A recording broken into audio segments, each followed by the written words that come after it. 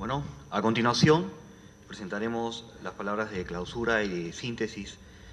por parte de la doctora Lourdes Flores Nano, presidenta del Instituto Peruano de Economía Social de Mercado, a quien la recibimos con un fuerte aplauso, por favor.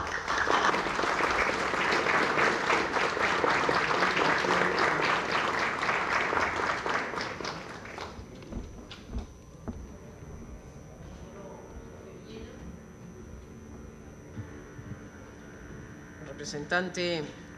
peruano ante esta red de ONGs, de institutos que se congregan para la defensa democrática, señor congresista Rafael Yamashiro, vocero del Grupo Parlamentario de Unidad Nacional, estimado amigo Gabriel Salvia, presidente de CADAL, institución argentina, y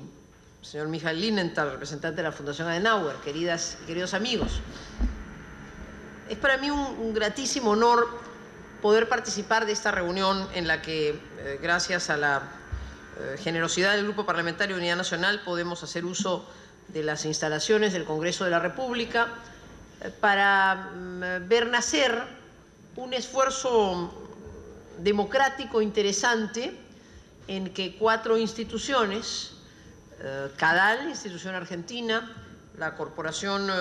Justicia y Democracia, presidida por el presidente don Patricio Aylwin, el Instituto Millennium del Brasil y el Instituto Peruano de Economía Social de Mercado, cuya directora ejecutiva, la doctora Karin García, se encuentra con nosotros, y que el ingeniero Jorge Villena representa en esta red internacional, unen esfuerzos, estas 4 instituciones, en la búsqueda de una América Latina con más libertades y con más democracia. Y no podía ser más propicia la ocasión de reunirnos para conmemorar, gracias a la presencia de Gabriel Salvia, un episodio que es muy significativo en América Latina, como fue hace 8 años la firma de la Carta Democrática a la que nuestro expositor ha hecho referencia. Y le agradezco especialmente al congresista Yamashiro, lo mismo que al congresista Alcorta, el que podamos hacer uso de estas instalaciones, que para mí significan el recuerdo de una etapa en la que justamente desde el Parlamento Nacional bregábamos con mucha fuerza para que la Organización de los Estados Americanos, la OEA, mirara con particular atención lo que en ese tiempo, la década de los 90, se vivía en nuestro país, como un clima en el que un gobierno nacido de las urnas, pero habiendo perturbado el desenvolvimiento democrático del Estado de Derecho después de una elección, reclamaba a nuestro país una mirada más atenta, más proactiva de la Organización de los Estados Americanos. Y recordamos cómo en la década de los 90 esa intervención estaba bastante limitada, aunque no dejaba de tener un marco que permitiera el rol que la OEA no cumplió a cabalidad, pero que de alguna manera cumplió. Me refiero a una resolución precedente a la de la Carta Democrática, que se denominaba la Resolución 1080, que era el marco jurídico a través del cual la Organización de Estados Americanos estaba llamada a decir una palabra y acaso a tomar acción allí donde sintiera que en América Latina, entre los países integrantes de la OEA, se producían perturbaciones democráticas.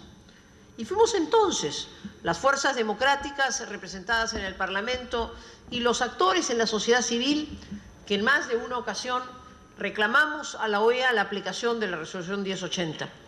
Yo personalmente participé por lo menos de 2 de las asambleas de la OEA, una de ellas en Canadá y otra en Washington, reclamando que la OEA mirara con atención la realidad latinoamericana y que al hacerlo pusiera sus ojos en el Perú, donde ciertamente estábamos viviendo un clima que no podía juzgarse de democrático. Algunas naciones nos acompañaron con fuerza en esa demanda. Recuerdo la voz de Costa Rica, clamando con mucho vigor por el respeto a la democracia en el Perú, o la voz del representante de los Estados Unidos,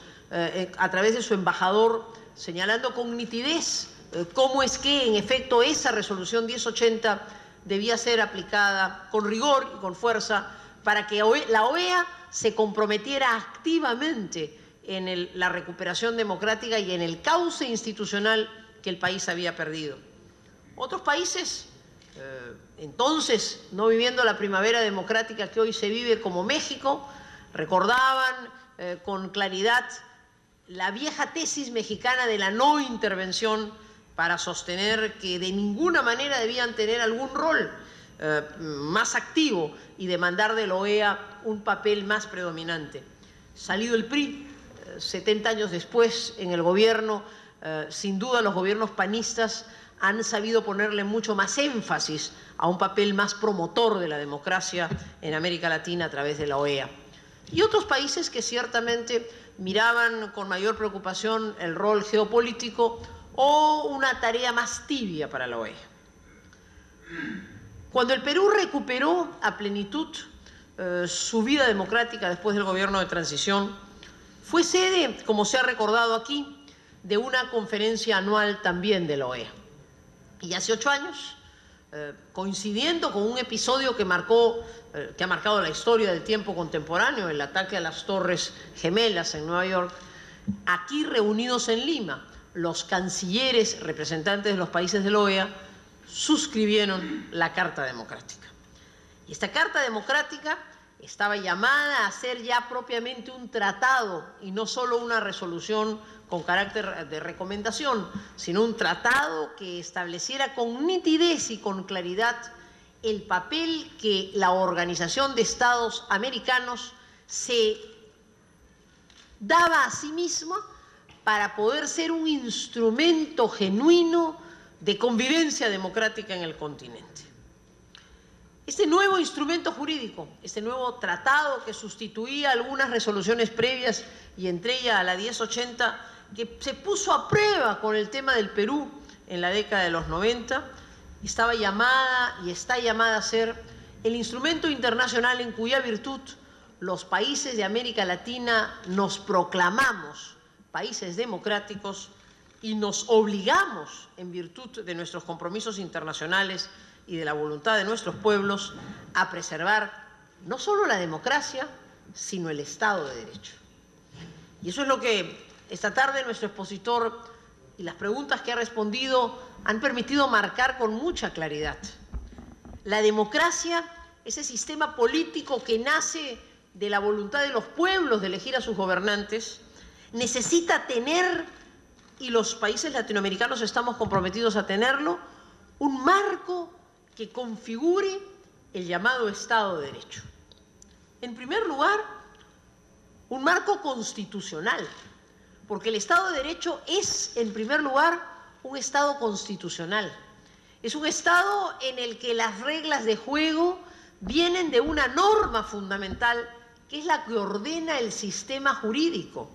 que es la que asigna los poderes y las competencias, que es la que define la cuota de poder que a cada órgano estatal le corresponde y que tiene la virtud de ser una norma objetiva y no la voluntad de un gobernante temporal en el tiempo o de una tendencia o colectividad política que accede al poder. Por eso el Estado de Derecho es en el mundo moderno un Estado constitucional, o sea, un Estado que tiene a la ley de leyes atrás para decirle qué es lo que a cada cual le toca hacer